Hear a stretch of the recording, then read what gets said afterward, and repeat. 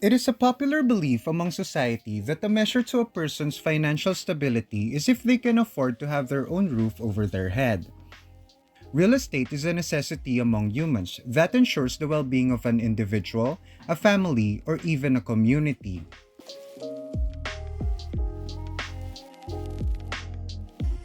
Abraham Maslow, who developed Maslow's hierarchy of needs, identifies having a shelter as one crucial prerequisite to satisfy our needs to a better well being. I would even argue that having a roof over your head is a basic human right, as it ensures your safety and security wherever you are in the world.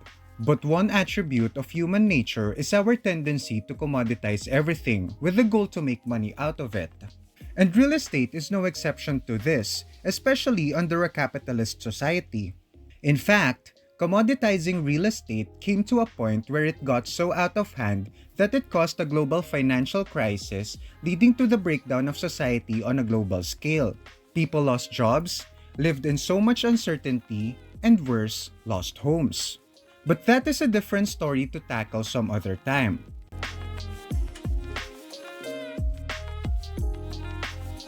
Today, real estate as a commodity is a very attractive investment among investors.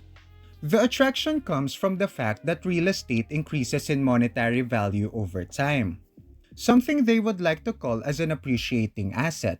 Some investors buy properties with a goal to have it leased or sold as soon as the property has increased its value over time, while some invests in actively managed real estate funds, such as real estate investment trusts, with the goal to earn dividends from its business operations.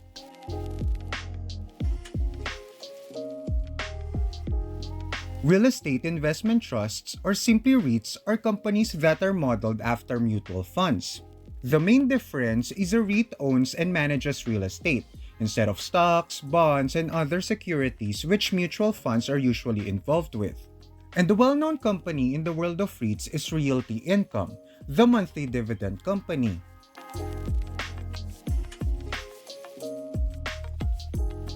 Realty Income is arguably the best use case if you want to learn about investing in REITs due to their track record and nature of business. But what's more interesting to discover is its long-time appeal to investors who would like to get their portfolios exposed with real estate. It makes one wonder, how exactly does Realty Income do business? And how do they make money, leading to confident investors who will gain a profit if they place their bet on them? Welcome to Revenue Rabbit, where we uncover how companies make money. And for today's episode, let's learn about Realty Income, its money-making model, and its dynamic with investors as an investment vehicle.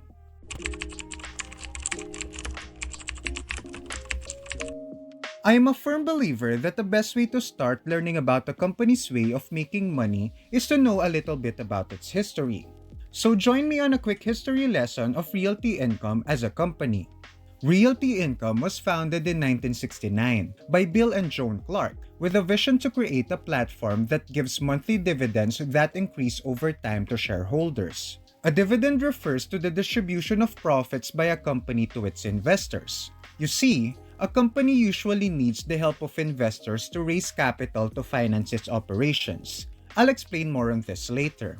By investing in a company, investors become part owners who benefit from a company's performance as a business. So when a company does a great job in making money, they can choose to distribute some of the money they made to investors in order to incentivize them for their investment. Kinda like getting a bonus because you exceeded the sales quota at work. But for an investor, the incentive is usually called a dividend.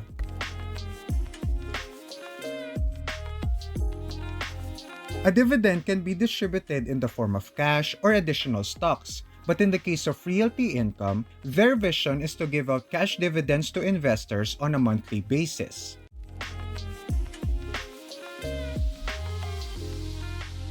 Bill and Joan started Realty Income with a Taco Bell property in Northridge, California. This approach of acquiring and purchasing real estate properties that has a great chance of being rented out by businesses who generates revenue became foundational to the company's strategies. It provides Realty Income two sources of revenue to support the vision of increasing monthly dividends over time. The first is revenue from property value appreciation, which they can choose to sell afterwards. And the second is revenue from rental income, coming from revenue-generating customers like Taco Bell. Realty Income continued and became effective with this strategy that by 2011, they had $1 billion worth of property acquisitions. A few years later, they were able to surpass $3 billion in monthly dividends paid to their investors. By 2015, the company was added to the S&P 500, an S&P High Yield Dividend Aristocrats Index. In the investing world, the S&P 500 is an index containing a pool of the top 500 companies who have an excellent track record in doing business. In other words, Realty Income is part of the 500 companies in the United States who have been effective at business and ultimately making money. But Realty Income took this status to another level, being a part of the S&P High Yield Dividend Aristocrats Index. This means the company was able to consistently pay its monthly dividend to investors and increase it every year for more than 25 years. So if you've been investing in Realty Income for 25 years, you have enjoyed getting monthly cash dividends, which increases every year for more than 2 decades. Talk about making dreams into reality.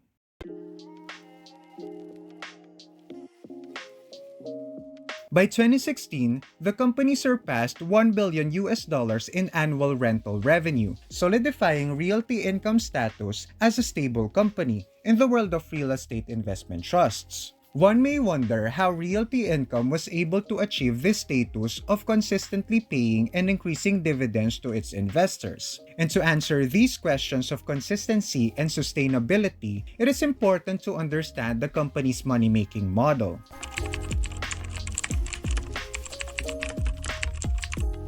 At present, Realty Income executes a very popular investment strategy to ensure a stable flow and growth of income, the strategy of diversification. Simply put, the company buys land and properties which they rent out to different companies with different types of businesses. The properties that Realty Income acquires are those located in attractive and strategic locations for business tenants who generate their own respective revenues, giving these businesses to have the capacity to pay rent to Realty Income.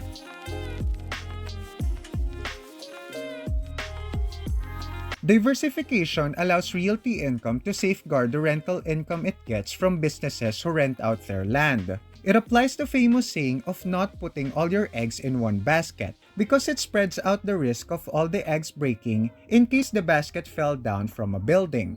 In the case of Realty Income, the company ensures that different businesses with different ways to make money rent out their properties, just to make sure that if one business tenant does not have the capacity to pay rent because consumers are not buying their products, Realty Income can still collect rent from another business tenant renting their property who offers different products.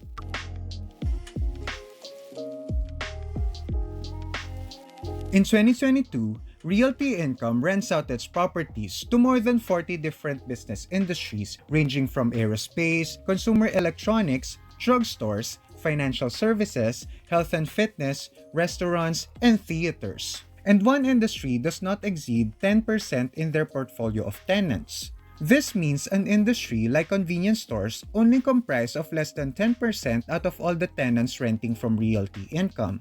In this manner, Realty Income will not be heavily dependent on making money from the rent coming from convenience stores, especially during times when consumers are on a budget and would prefer to buy from wholesale stores to save money.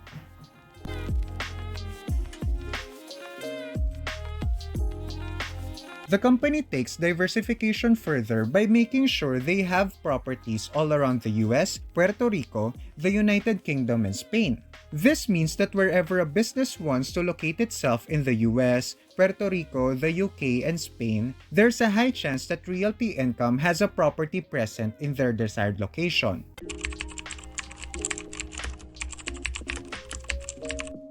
One crucial part to operating Realty Income is to acquire land and properties. And I'm sure we are all aware that buying land and property requires a lot of money, especially in capitalist economies. For context, Realty Income currently has over 11,700 commercial properties under long-term net lease agreements. So there must be a way for Realty Income to afford buying all those land and properties, which they can then rent out to businesses. This is where investors enter the picture. You see, there are several ways for a company to have the capital to start operating its business. Some use their own capital using their savings, while some goes to a bank and takes out a loan which they pay later with interest. Realty Income does another way of raising capital to afford properties and start its business operations. That is, attracting investors to finance the company's property buying in exchange for dividends.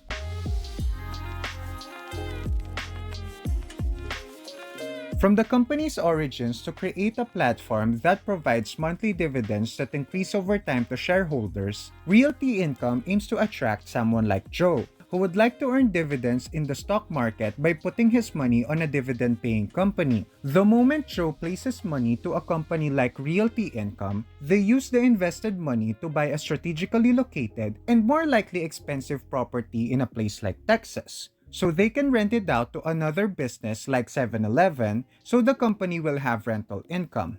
The profits coming from rental income are then given back as dividends to Joe, achieving his goal as an investor to earn dividends. This is how REITs generally work. A real estate investment trust company raises capital through investors' money, which they will then use to finance the acquisition of properties. The acquired properties are then rented or leased to individuals, businesses, or organizations who pay rent and are managed by the REIT company. The profits from the rent collected are then distributed back to investors in the form of dividends to ensure that they are happy and confident that the REIT company they invested their money in is doing a great job managing their tenants.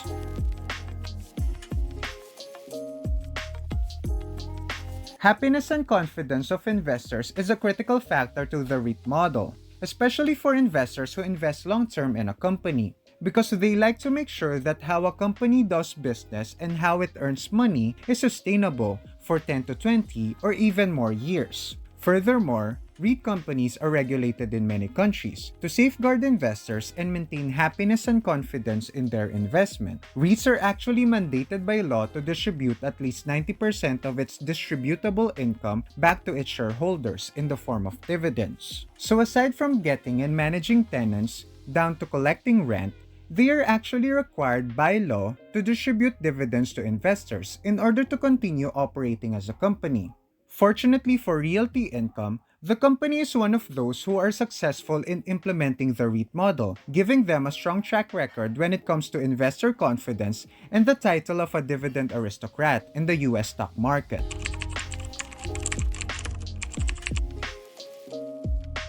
For sure, we are still a long way to perfecting how our society treats real estate. I still stand by my statement in the beginning of this video that real estate, or more specifically having a roof over your head, is a basic human right. In a perfect world, I would like to see a society which does not consider real estate to be a source of creating profits, but something that is accessible to create more value. In contrast, I wouldn't completely say that we are doing everything wrong as a society when it comes to real estate. Maybe our current treatment to land and property is what's best at this point in our society, considering our tendency to treat almost anything as a commodity. Time will tell what will happen with our society's relationship with land and our value creation around it. But for now, one thing is certain: what Realty Income does as a company works, especially for investors and businesses it serves. Well, this has been a fun rabbit hole. Let me know which company you want to tackle next.